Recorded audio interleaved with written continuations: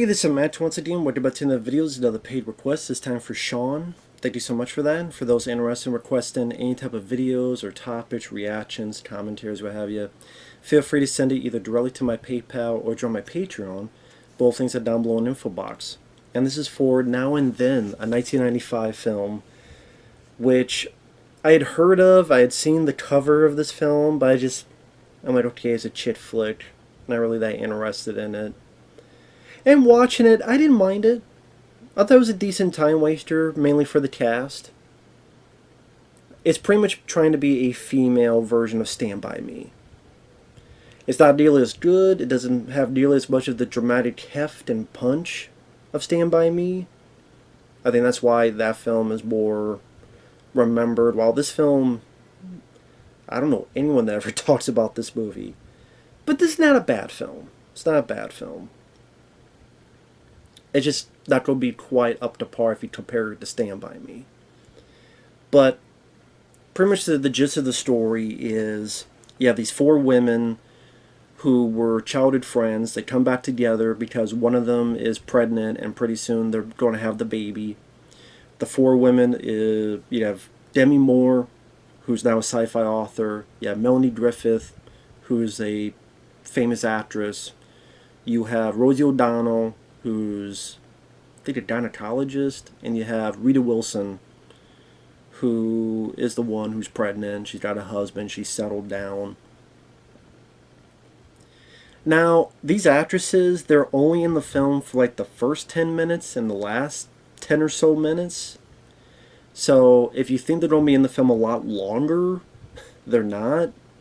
Because the movie's like an hour and 40, hour and 50 minutes, so a good chunk of it, they're not in it. Because you think, okay, it's going to be like a little bit of them, then a flashback, them again, flashback. No, that's not the case. So, kind of a weird structure, almost as if these actresses were brought in as almost like glorified cameos to, I don't know, try to raise awareness or try to get people to see it more. Because look at these famous people in it. Because I like Demi Moore. I've always been a big Demi Moore fan. It's one of my favorite actresses. This is, around after films like Ghost and A Few Good Men. This is around the time, I think, after this she would do G.I. Jane and Striptease. Yeah, always been a Demi Moore fan. Rosie O'Donnell, it depends. Like, I don't mind her in this film. I mean, they're not in it that much, but I did not mind her in A League of Their Own. But if it's something like Edge of the Eden or Another Stakeout, I mean, those are terrible movies, but she's bad in them as well. Melanie Griffith, don't mind her in stuff like Pacific Heights. She got an Academy Award nomination for that film Working Girl with Harrison Ford and Sigourney Weaver in the 80s. And then Rita Wilson, I recognize she's the wife of Arnold Schwarzenegger's character in Jingle All the Way. So I don't mind the actresses. Like I said, it's a bit weird that they're not in it that much, considering how much prominent they are in the cover of the film.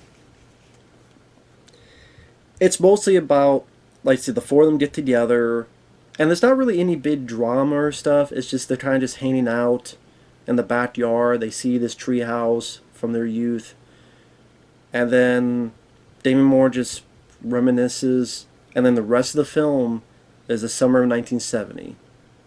And kind of like Stand By Me, you had Richard Dreyfuss's narration. Here you had Demi Moore's narration. And Stand By Me, it was the kids trying to find a dead body of a kid. Here, it's them doing a seance about a dead kid. Now, the kid versions, I recognize some of them. And like I said, the acting is pretty decent. Demi Moore's kid version is Gaby Hoffmann. She was Tommy Lee Jones's daughter in Volcano. She's one of the kids in Uncle Buck, the John Candy film. And she's more of the girl. She's our lead, and she's more into the supernatural, more of a believer. Her parents are fighting, and she's trying to deal with her dad leaving, and her trying to come to terms with that. Christina Ricci is the kid version of Rosie O'Donnell, which I'm like, that's kind of mean for... She didn't turn to Rosie O'Donnell. But anyway, she's more of a tomboy. She even tapes her breasts down, and she's all about fighting and sports. Until ultimately she shares a kiss with another boy, played by Devon Sawa, actually. So, which is funny because they were also together briefly in Casper. Because Devon Sawa was not the voice of Casper. He was in one scene though when he was human. And there's a funny interview with Devon Sawa where the kid who played Casper was pissed at him because everyone just assumes he played Casper because of that one scene. Whereas, like, no, this other kid, he voiced Casper and did all this, but Devon Sawa at times got the credit because that one scene where he's human and dancing with Christina Ricci. I forget where that interview was, but it's a pretty funny interview. But yeah, that's Christina Ricci, and she's trying to deal with the death of her mom. Ashleigh Aston Moore is the kid version of Rita Wilson. She's the innocent good girl that's been kind of hidden away from her own mom, because of her mom. So she doesn't really know about sex. She doesn't really know about much of the world. She's pretty naive and innocent. And then Thora Birch from Hocus Pocus. She's the young Melanie Griffith. She's the daughter of these rich people who are never home.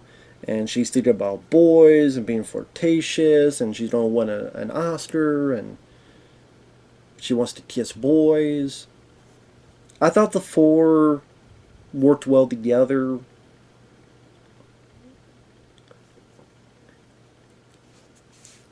Both as adults and kids. Like, even the few bits of adults where Rita Wilson's getting mad at Rosie O'Donnell for saying breasts, and she's like, breast isn't a dirty word. Or when Melanie Griffith comes in, the first thing she says is, hey, bitches. That did make me laugh. Like I said, it's too bad they're only in for the first 10, in the last 10 minutes. I would like to have seen more of an incorporation of these adult actors mixed in with the story to give rather better reflection or so forth. Because it almost makes it seem as if you didn't really need the adult versions of these characters. Like, you could probably take out the first and last 10 minutes and could have just told the story of these kids living the summer of 1970. It seems like the first and last 10 minutes is more in there for marketing than for the story. But anyway, that's just me. So like I said, they're all going through their own little problems, but nothing too... Like I said, it doesn't have that dramatic punch like Stand By Me does. And there's no big sense of danger. I mean, there's one bit where one gives the other this, I think it was a necklace, and it falls into this drain, and one tries to grab it, and she almost drowns, but this old guy named Crazy Pete saves her, and then they try to find out this guy's not so crazy at all. That just reminded me of the old man in Home Alone, where you think he's this crazy guy, but he's not. And it's kind of just them hanging out in the summer 1970, just being friends. And part of that was a bit...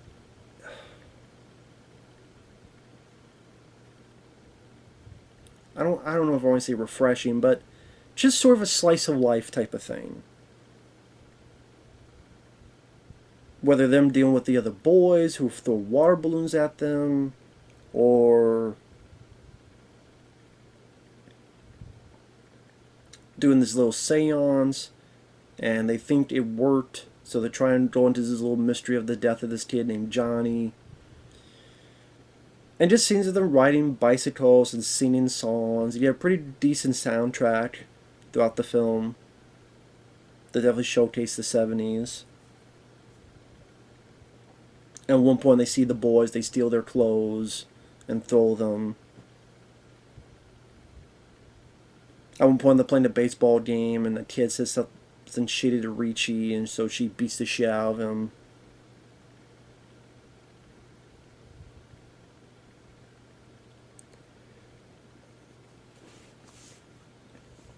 But they say it's pretty much just a slice of life of these kids in 1970. And maybe there's not as much of a strong narrative pull. Maybe that's what I'm getting at compared to, say, Stand By Me. I did like this scene, which granted you could have taken it out, but I do like the scene where the girls are bicycling and they see this drifter as Brendan Fraser. I'm sitting there going, wait a minute, is that who I think it is? And he's a Vietnam vet, and he's smoking a cigarette. He offers the cigarettes to the other kids. I'm sitting there going, oh shit, that is Brendan Fraser. And he's in the film sadly briefly, but it was cool to see him play a pretty different, serious role. He's got the 1,000-yard stare. He's understated. And he mentions, let me tell you something. Parents aren't always right. And they're asked about the war, and he's like, don't believe what you hear and see on the news. The people over there don't even believe in it. And you tell that this guy just had enough. He was wounded. He got sent home. And they're like, well, you got Purple Heart. Isn't that a great reward? And he's like, no. Just very understated. And I like seeing Brendan Fraser in this. Would like to have seen more of him, but I thought it was a nice surprise because I didn't know he was in this. And I'm a Brendan Fraser fan. So I'm like, oh shit, that's him. So that was a nice surprise. Probably my favorite scene in the movie. Would like to know more about this guy's story and follow this guy more. But, you know, pretty much they leave, and one of them says, I hope you find what you're looking for, and Brendan Fraser waves as he goes on his journey.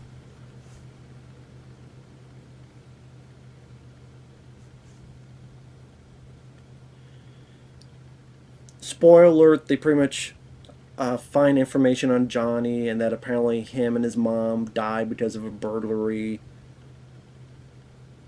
Which is weird that they act so horrified, because they know violence happens, they know about the Vietnam War, but I guess they think, well, no, nothing like that happens around here. I guess Christina Ricci, like, she comes to terms with her mom's death. She's like, oh my god, look how they suffered. You know, just like my mom. And something like, my dad lied. He said that she was taken away by angels, and it's kind of like inconsistent because other points were like, if they know about the Vietnam War, they know about all this other stuff, so they know about what's going on, but at the same time, sometimes they seem naive on other stuff, on certain things. I guess the last revelation is they thought they had successfully done this seance because this part of this gravesite had been broken. But the guy in the cemetery comes up and goes, oh yeah, I accidentally dropped something on it, so I'm fixing it. So the seance never worked. And by that revelation, as it says, we finally got our treehouse. With that, it was going to be our independence from the world, but it was our independence from each other. Really? Because of that? That's what I mean, like, in Stand By Me, you felt it more because, oh, is it cool, we're going to see a dead body, and then when they finally see it, along with the dangers dealing with Kiefer Sutherland's character and almost dying from being run over by a train, that's when they sober up and they grow up a bit. But I will say Stand By Me is a bit more depressing because you see them dissipate, and, you know, one died and one, they don't know what happened to them, and this was definitely much more lighthearted and much more uplifting because they're able to get back together as adults and everything's fine, and you have that cliche, oh my god, baby's coming, I can see the head, baby is fine, and then they start hanging out as adults and everything's fine and dandy. So if you want more of an uplifting movie compared to Stand By Me, this is the movie for you.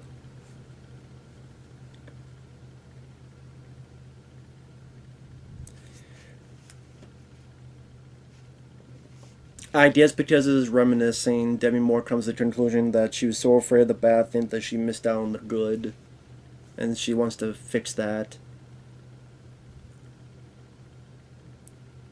And pretty much just the four of them hanging out like they did as kids. So like I said, what made the film work was the acting, the likable chemistry of the characters, the way they interacted with each other, and a fitting soundtrack. And maybe for a lot of people it would fit because it's fairly consistently lighthearted. So there's not something out of the blue that fucks with the tone. So I'll commend it for that. It doesn't push something in there that, where the fuck did this come from? It's consistent on its tone, and I think maybe more manageable for people to watch. Maybe if you want a bit more dose of drama or reality, you would see Stand By Me. But if you want more lighthearted fluff, Now and Then is the film to go. But I still don't mind the film. I still don't think it was a bad movie.